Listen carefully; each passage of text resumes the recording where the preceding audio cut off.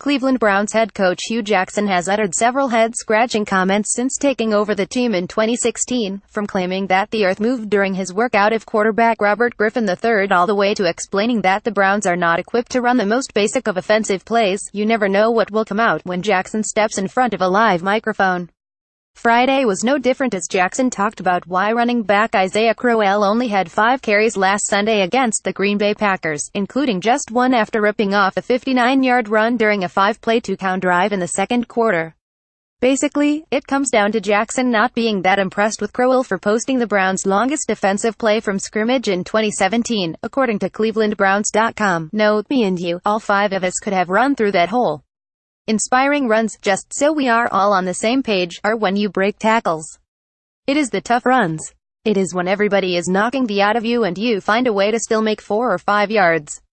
That is running in the National Football League. What I'm looking for is more of the grunt, tough type of runs that I know that you have to have in the National Football League from our runners, period. I think they gave us some. We have to continue to do more, and that is where we are." So, to sum it up, Jackson has no time for big plays, the type that help teams score 2 counts and shorten offensive drives.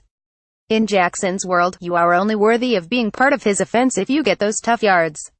Of course, it is hard to see how Crowell could have picked up those type of yards since he didn't get a rushing attempt after about halfway through the second quarter.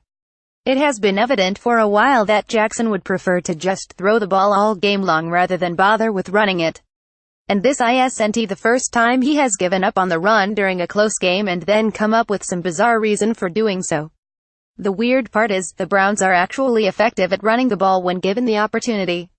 In 2016, the Browns averaged 4.9 yards per carry, which was good for second best in the NFL and the best mark for the franchise since 1966.